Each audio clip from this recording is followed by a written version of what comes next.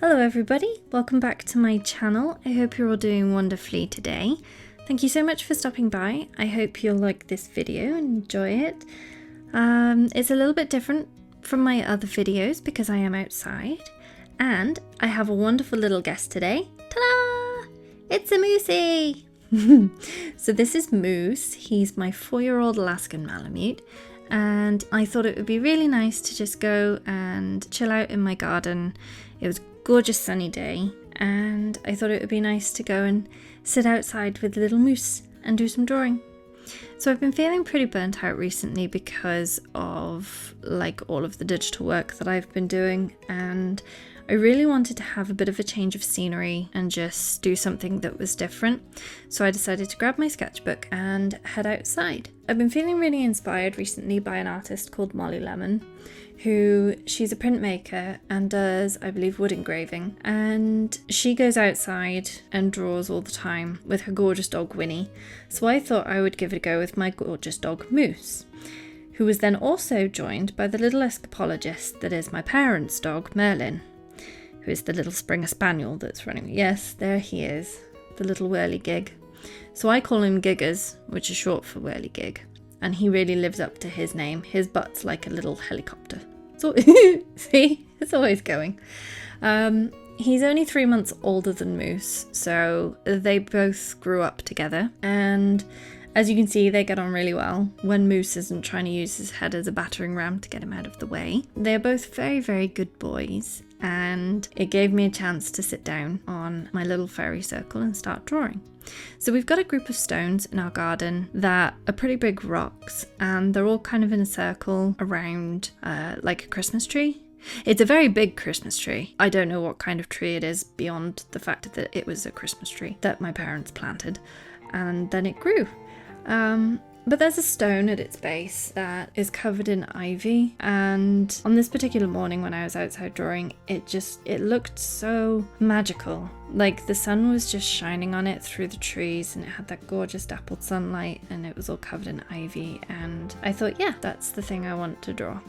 So I sat down on one of the other stones and I just started drawing. It was really nice to just be outside and be able to just be there in that moment and focus only on what was in front of me. It's not something that I've had much opportunity to do very often, and it was really nice. Like just being outside and having Moose's company, where, you know, he's just such a happy boy. Like he's the sweetest dog I've ever had. He's super loyal, very friendly. He doesn't have like a mean bone in his body. He's just so chilled out and so relaxed, and it was just nice to have him sitting next to me in the sunshine where we were listening to the birds, because I'm very lucky that I live in a very rural area, so there was barely any noise beyond just the birds and the sound of nature and the sound of Moose panting away because he's run himself silly. But he's a very chilled out dog, and it was very good for the soul to just sit out there.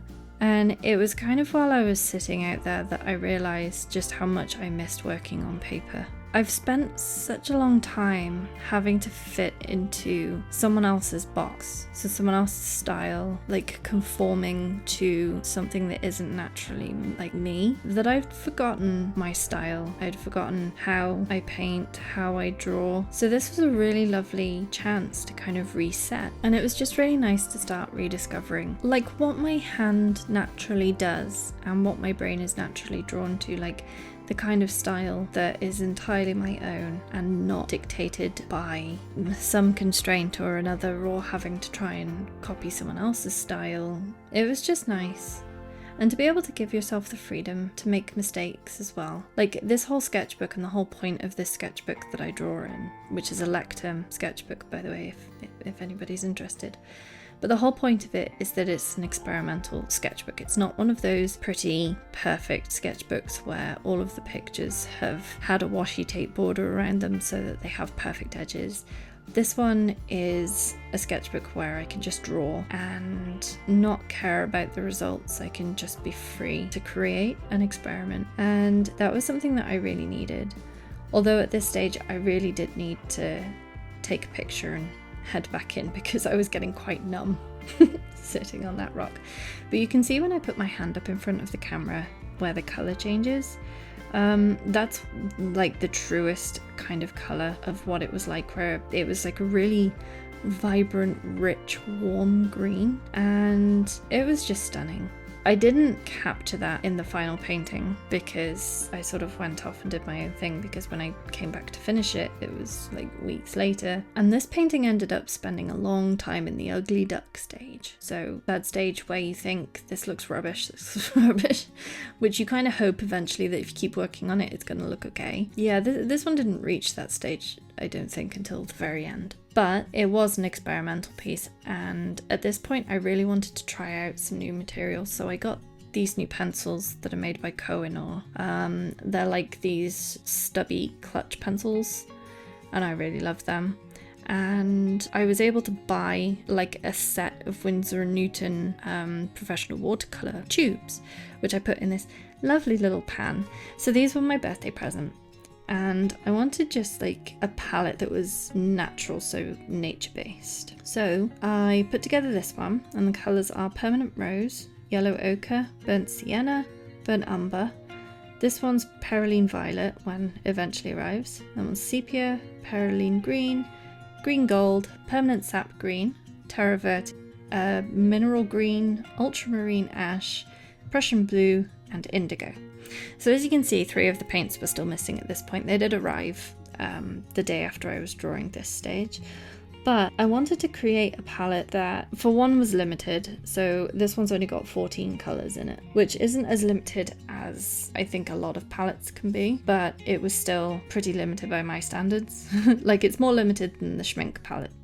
So I think I achieved the goal with that. So yeah, I wanted the colours to be like really earthy and earth tone based. And I know Permanent Rose possibly isn't the first colour you would think of when you think earthen tones, but actually it's really, really good to add to any kind of green, because it neutralises the saturation a little bit, like it just tones them down, because I find that greens that you use as just standard pigments can be, they can feel quite artificial. They're quite like bright, and sometimes you need to just tone that green down.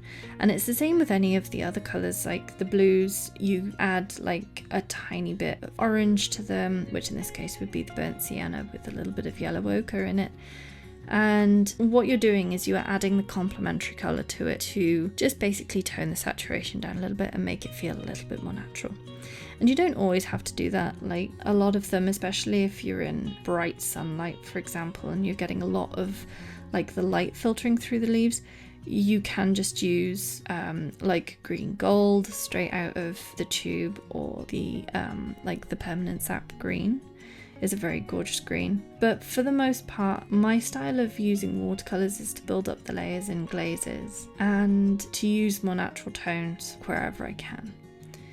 So that was basically what I was trying to do with this painting, and I think the biggest mistake that I made with this one was I went too dark too quick, like especially on the ivy leaves. I wasn't quite patient enough. But then I went in with my Lamy pen. So this is just a Lamy Safari fountain pen with a fine nib in it, but it's got FW acrylic ink in it. And it works really well as like a drawing pen. It's a little bit thick, so if you were to compare it to a fine liner, for example, it would, I think, be like a 0.5 nib. And I prefer to work with like much finer lines, I think. I prefer the lines to be a little bit more delicate, but this whole sketchbook is very experimental. So I tried to take the pressure off myself to make sure that things are perfect, because that's not the point of this sketchbook. The point of this sketchbook is to just relax and try different things and figure out what works for me again. So there's a lot of like mistakes, or not mistakes, but learning curves. There's a lot of lessons learned throughout this sketchbook, and that's one of the things I really love about it, is that freedom to be able to do that. So I wanted to experiment quite a bit in this piece with like different kinds of mark making, especially with this pen. And this is why I really love this sketchbook, because there's no pressure to make sure that everything is perfect. Like, it's okay if I mess the pieces up, and it's also okay if there are different like styles within the same painting, because I'm literally learning. I'm on a bit of a journey of discovery whenever I'm working in this sketchbook. It is essentially for me to rediscover how I love to paint and what it is that I love about painting. And the thing that I realized is that I really love using watercolor, and I really love using pen and ink. It was how I always used to draw back when I was an illustrator many years ago, and there's just something really enchanting and really inspiring about that kind of style, and it's what I'm most naturally drawn to. So yeah, it's basically what I was trying to achieve with this piece, and just experimenting. And like I say, this sketch stayed in its ugly duckling stage for so long. Like, every time I added something new to it, like I painted the ivy leaves too dark, or I added in these awful shadows underneath them, like every time I added something in, it was like, oh no, that's worse, that's way worse than it was before. And then I tried coming in with colour pencil, because like obviously colour pencil and watercolour work very lovely together. And sometimes you can have far more control with colour pencil. You can add in like far better details and things that you possibly couldn't necessarily do with watercolour. So yeah, every layer that I was adding to it, it just kind of felt like, is it going to start coming together yet? And it just wasn't coming together.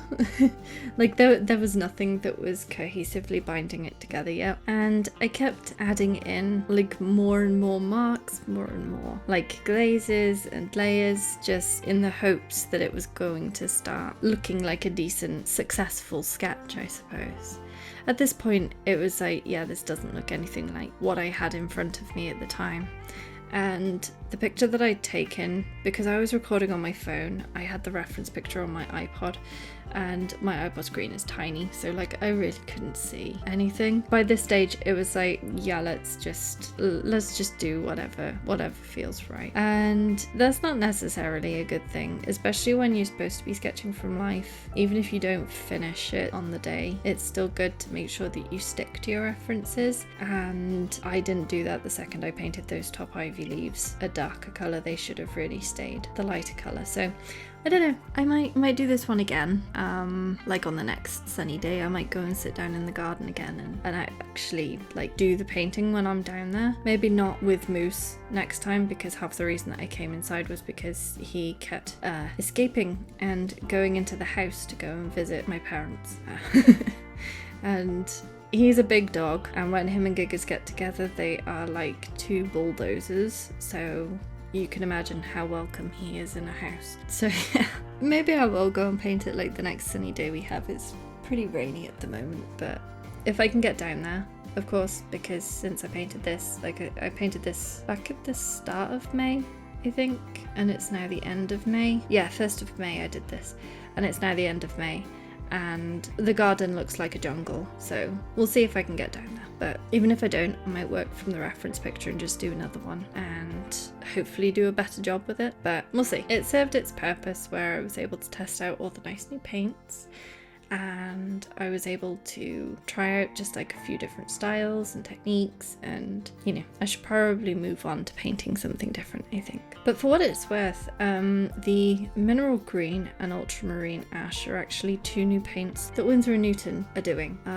So they're part of the Revival collection, and they are these really gorgeous toning paints. So like the pigments aren't massively heavy, if that makes sense. Like they're not super bright, so they are very much a glazing kind of paint, or a very light one. It might be different when they dry and you can really activate the pigment without having a lot of excess binder in there, but for now you can see it's like it's this really pale bluish grey, and they're really gorgeous. Like I was really excited to see them because they were kind of exactly the kind of colours I needed, and that I was always finding myself having to mix up and then water down and mix up and turn into little puddles. So it was nice to actually get those.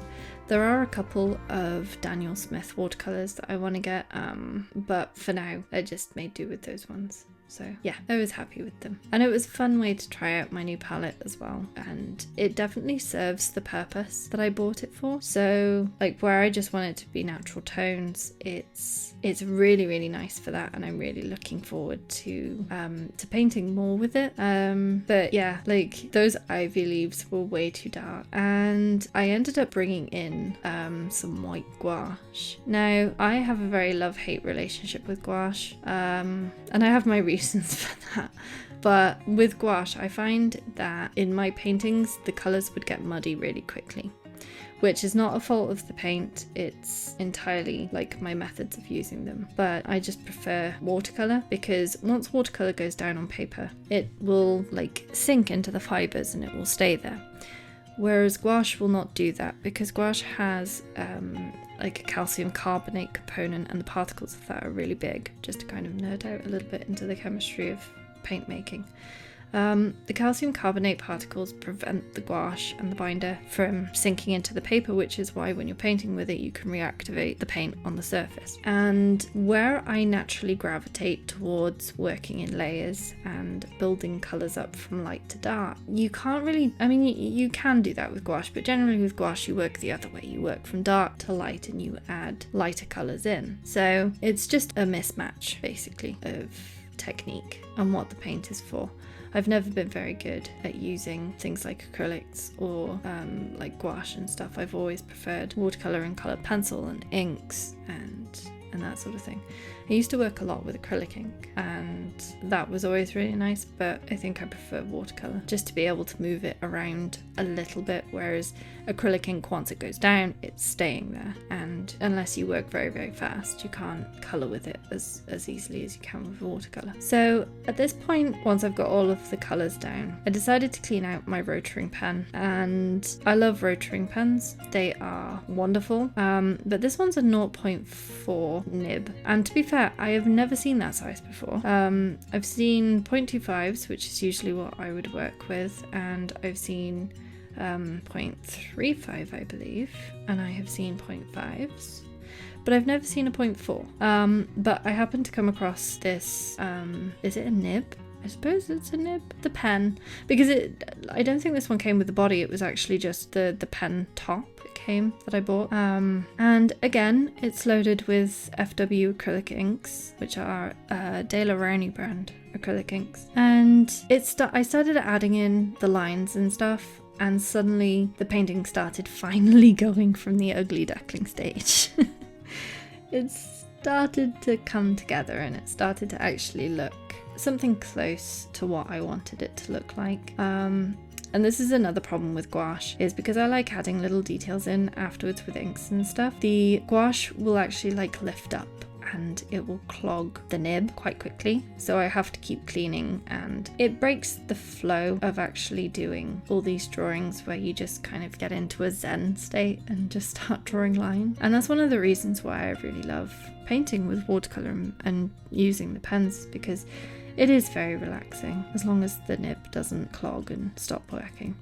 Then it can get quite frustrating. But I find it very relaxing just making all these little marks and adding in the hints of what could be there. It's the illustration style or the painting style, I guess, that I really love. So in the end, I was happy with it. I could have done without using the Lamy pen, because I think those lines were far too thick. I prefer the thinner lines, and I would have preferred it if the whole drawing had those thinner lines. But for the purpose of an experimental sketch, I don't think it turned out too bad. It's there's room for improvement, but I finally got to a stage where I was happy with it, and yeah, and I felt that it was starting to look nice. So I'm not sure whether I will animate anything on top of this. I might do, maybe not another mouse, or maybe a different kind of mouse. I think my drawing styles like evolved even since I've done Little Berry Mouse. So yeah, I'll find something to draw on it. But this painting will be for sale when I finally get my website up and sorted. It'll be taken out of the sketchbook, and it'll have a proper like mount board frame around it and stuff, and hopefully it'll look pretty, and hopefully somebody would like to give it a home. That'd be nice. But yeah, so I've got quite a few new painting videos planned. I've got more animation videos coming. So please feel free to come and find me on Instagram and Threads if you'd like to stay up to date with what I am working on, like right now. And please do like this video if you enjoyed it, and subscribe if you're interested in anything from watercolor to traditional animation. Yeah, if you generally like nature and nice happy things, then hopefully this is a nice place to be. I hope my content is at least relaxing and enjoyable. A nice little break. So yeah, hopefully I'll see you next time. Ciao for now.